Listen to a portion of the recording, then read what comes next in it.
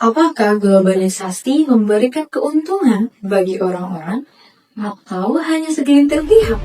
Di era digital ini, e-commerce seperti Shopee telah mengubah landscape perdagangan Indonesia secara drastis. Oleh karena itu, Mari kita telusuri bagaimana globalisasi digital menciptakan cerita dua sisi yang sangat berbeda.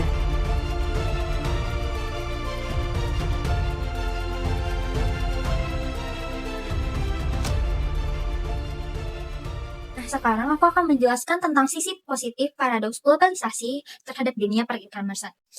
Nah, seperti yang kita ketahui, Shopee merupakan e-commerce yang ada di Indonesia sejak tahun 2015, di mana saat itu Shopee telah menjadi katalis transformasi ekonomi digital dengan data menunjukkan pencapaian mengesankan, di mana ada 500.000 lebih UMKM yang bergabung sejak 2020, di mana saat ini ada 84% penjual adalah UMKM dan produk lokal, serta 93 transaksi berasal dari produk lokal.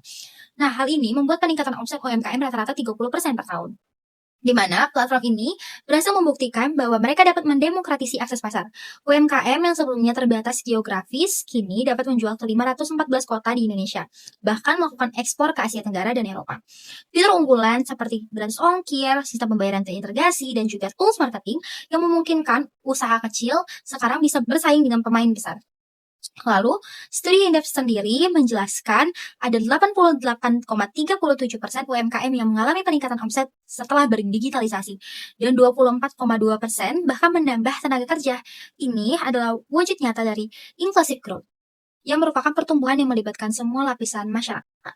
Nah, dari penjelasan aku tadi, teman-teman dapat menilai sendiri kan betapa bertampak positifnya globalisasi kepada perekonomian, di mana sebelum era digitalisasi seperti sekarang, itu sangat amat susah untuk mengakses UMKM, dan UMKM pun susah untuk memasarkan produknya karena terbatas geografis. Namun sekarang karena sudah di era globalisasi dan era sudah terdigitalisasi, kita bisa membeli produk-produk yang jauh dan UMKM bisa menjual produk-produk mereka di online seperti e-commerce, Shopee tadi. Tetapi meskipun banyak dampak positifnya, ada juga dampak negatif dari globalisasi ini kepada dunia per-e-commercean ataupun dunia perekonomian.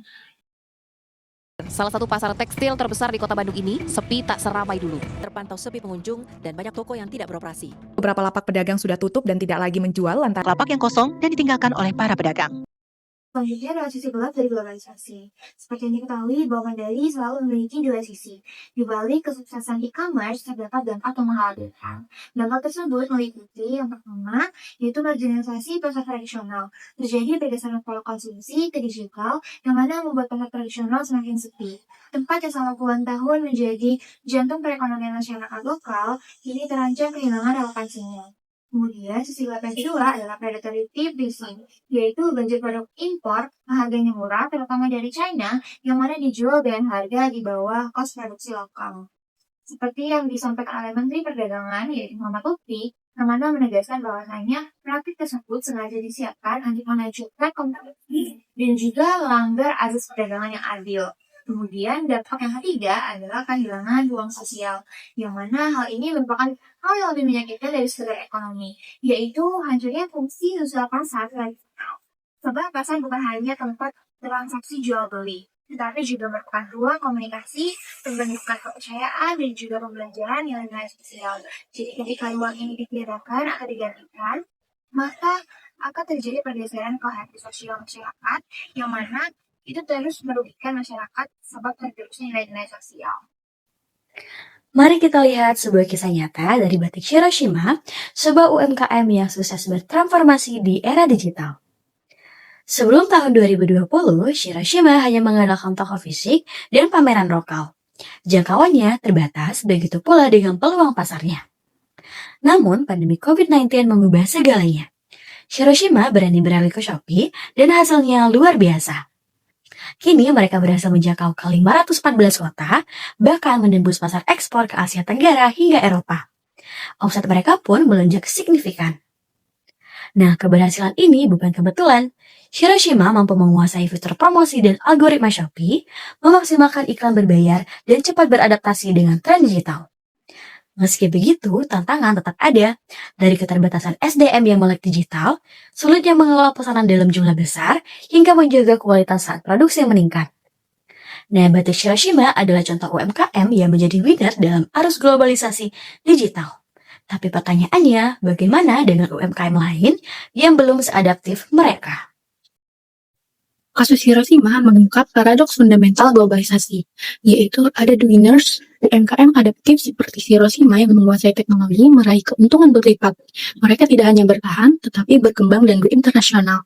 Kemudian ada the losers, UMKM tradisional dan pedagang pasar konvensional yang lambat beradaptasi semakin termarginalisasi, gap digital memperlebar ketimpangan ekonomi. Kemudian ada dilema identitas.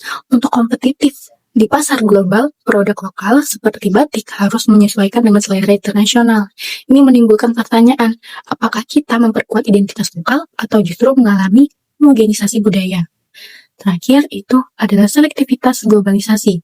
Globalisasi digital bersifat selektif, hanya yang mampu beradaptasi yang merasakan manfaatnya, yang tidak akan tereksklusi dari pertumbuhan ekonomi. Globalisasi memang pedang bermata dua. Ekspansi e-commerce Shopee membuktikan bahwa teknologi dapat mendorong inclusive growth dan memberdayakan UMKM lokal untuk bersaing global. Data menunjukkan ratusan ribu UMKM merasakan manfaat nyata dari digitalisasi. Namun, keberhasilan ini tidak merata. Pasar tradisional terancam, praktik perdagangan tidak sehat merugikan produsen lokal, dan kesenjangan digital semakin melebar. Winners and losers tercipta dalam sistem yang sama. Jadi, apakah globalisasi membawa kemakmuran untuk semua?